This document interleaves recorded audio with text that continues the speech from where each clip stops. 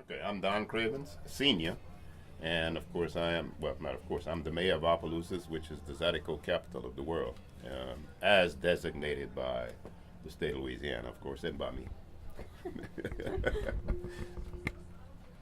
Uh, Dustin. Oh, I'm Dustin Cravens. I'm a marketing manager.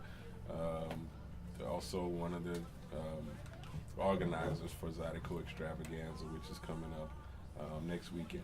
So. And I'm Charles Cravens. I'm an attorney and been one of the founders of Zydeco Extravaganza 28 years ago, and also started the rejuvenation of trail rides back in the 80s and just the preservation of Zydeco music and the Creole culture. Could you tell me a little bit about the trail rides? Uh, have you been to trail rides? We went to the one last night. Yeah. Trail rides have evolved from what it sounds like, which is a group of people getting out on horses and riding trails, to a social event where you have trail ride clubs and people go to trail rides. They're bands. It's really a weekly festival that moves from place to place, that involves the horse culture and a lot of Zydeco music. And it's popular in Louisiana, very, very popular, but also in Texas, especially eastern Texas, and now western Mississippi. And of course, it started probably more as a social gathering, and then of course it evolved into a commercial event. Right. Now it's a big event, particularly in some instances. For example, with the Big 8 Trail Ride, which is one of the biggest ones probably in the country. So I was wondering, and any of you feel free to speak to this, just how Zydeco has changed in your lifetimes. Well, I can speak a little bit to it, and of course, both of the other guys can too. It started as la la music, which was kind of a slower rhythm, I guess would be one of the ways to put it. Kind of, the lyrics were always, in my opinion, kind of bluesy, because it spoke about hard times and probably the condition of life of people, and of course. Amadé Odwin, who is the founder really of Zydeco and Cajun music, who would be considered the founder, I think, would be the person that could be given the credit for a lot of what has evolved over the years. And of course, as the time changed, new instruments were brought in, and now it's evolved a lot, even over the last 28 years or 30 years that we've been involved directly in it. It's changed a lot, and of course Dustin would probably talk about the new Zydeco. But then we find, even as it evolves, the people that continue the traditional music they always come back to it. I mean, it'll go from one end to the next. It'll go almost to rap sometimes, and of course for people like me, it really doesn't excite me. But then it always kind of just comes right back. And even the young musicians like Keith Frank and Chris Ardwan, those that are making those old songs with the language and the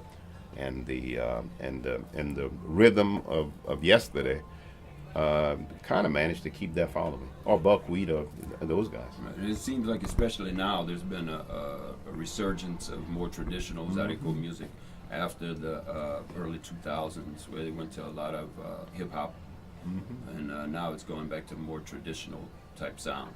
Gradually, and it's always, and what happens is, for a while with Clifton Chenier, it was mostly blues, and but then it came back with Buzu Chavis, and so, but you keep those blues elements, and you all the elements once they come in rock and roll. Stanley Buckwheat Dural has done some with some more R&B type flavor, and those elements come in, and then the predominance of it might fade away, but the elements are still there. It's just like the cuisine. The same thing happens. You get infusions from different cultures, and then in the end you have a different, you have a slightly different product with all those influences. Yeah. Go ahead, Dustin. You also, one of the things that you would probably find interesting is the fact that even though the music kind of changes and evolves, the family names a lot of times remain the same. Right. You have third and fourth generation musicians who are carrying on their family Absolutely. legacy musically, and so which is very important, and I think that's why we still hear those core elements in a lot of the music, is because of the fact that they know where it comes from. I mean, you know, they didn't just wake up one day and decide, oh, I'm gonna play an accordion.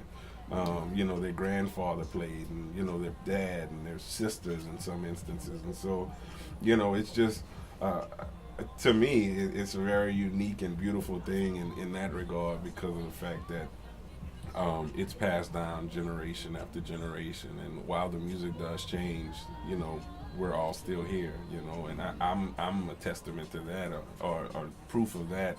You know, these guys started this 30 years ago, and you know, now here it is, second generation. My cousins and I are kind of, you know, picking that up and keeping it going, and hopefully, you know, the same will happen for our kids after us. And so, you know, I think that's a huge part of our culture is that tradition and that sense of family.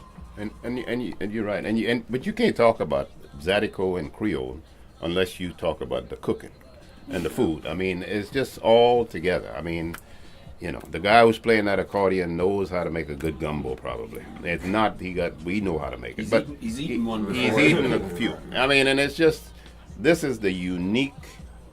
I call it, again, might be my own, the uniqueness of our culture right here. I mean, there's no other culture like it anywhere in the world. And you know, if you talk about Creole, if you talk about Cajun, but if you talk about Creole and Zydeco, there's no other place like it. And if you go to a Zydeco function, you're going to have some great Creole food. I mean, you're going to have some. You're not going to go there and have chicken fried steak. I mean, you're not going to have a booth at the trail ride where they're selling that kind of. It's going to be jambalaya. It's going to be boudin. It's going to be the bon gratin. It's going to be some crackling. It's going to be something that is part of this culture. That's right. And that's you got to almost be here. You got to be in it to really know it. Because if you know it, you feel it, and you think it, and you live it.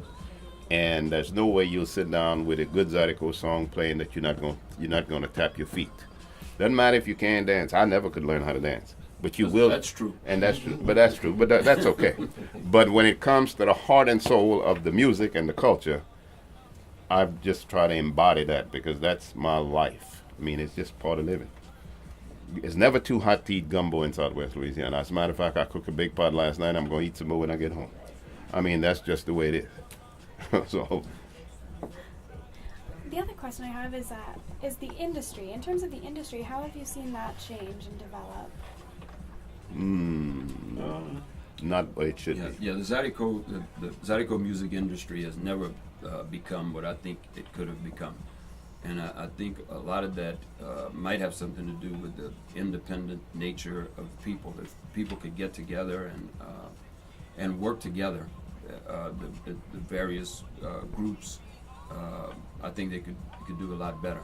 We've been waiting for a long time for one of these guys to really catch on and cross over and really bring some more attention to the music. And it's going to happen sooner or later, just like it happened with Bob Marley maybe, or somebody else. Somebody's going to come up with something.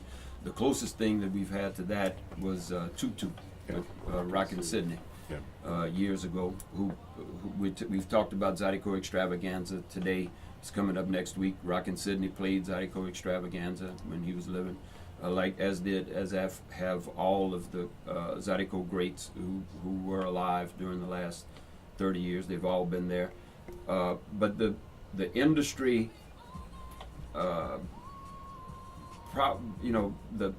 like with the rest of the music industry, you don't have as much, you don't have vinyl anymore, and you probably Zydeco music is more reliant on CDs than Digital sales. than digital sales, and more than other genres are. But as I think about your question, we go through ebbs and flows, ebbs and what happens is that you have certain points independent of what's happening in the rest of the country, that Zydeco gets to be really, really hot in this area. And then you have other times when the guys have to make their living on the road. And so the when they first started, not first started, but years ago, the big thing used to be church dances. Well, first it was house dances. People had dances in houses.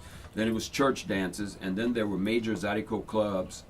And now it's more of a festival and trail ride. As far as the live entertainment industry, it's more festivals and trail rides. And there's still some clubs that are very strong, but the focus has shifted away from the clubs to the festival and trail ride market.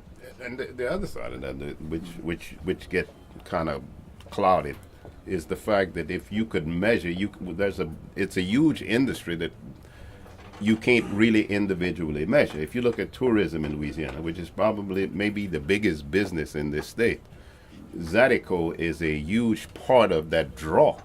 Now, how does it benefit the musicians? Well, a little bit, I guess, in the industry. But in terms of a measurable industry, it's hard to be able to figure.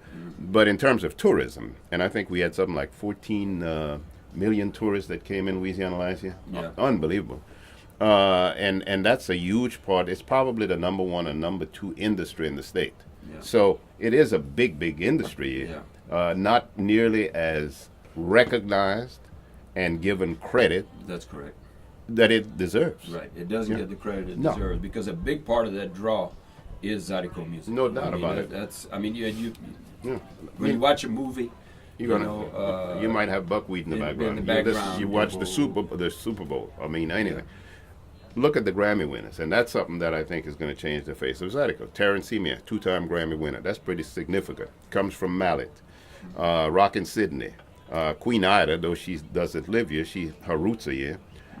Chubby Carrier, Buckwheat. And that's, to me, the evolution that we're seeing now, because it's starting to get more and more recognition. And I agree with Charles and Dustin too. At some point, it's going to cross over. Somebody's going to grab us on, and it'll go wild.